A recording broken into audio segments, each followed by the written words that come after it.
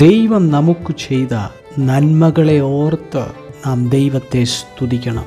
അന്ധകാരത്തിൽ നിന്ന് അത്ഭുത പ്രകാശത്തിലേക്ക് ദൈവം നമ്മെ കൊണ്ടുവന്നു. പാപത്തിൻ്റെ ബന്ധനത്തിൽ നിന്ന് നമ്മെ സ്വാതന്ത്ര്യമാക്കി. അക്കാലത്ത് നിങ്ങൾ ക്രിസ്തുവിനെ കൂടാതെയുള്ളവരും ഇസ്രായേൽ പൗരതയോട് സംബന്ധമില്ലാത്തവരും വാഗ്ദത്തത്തിൻ്റെ നിയമങ്ങൾക്ക് അന്യരും പ്രത്യാശയില്ലാത്തവരും ലോകത്തിൽ ദൈവമില്ലാത്തവരുമായിരുന്നു എന്ന് ഓർത്തുകൊള്ളുവിൻ.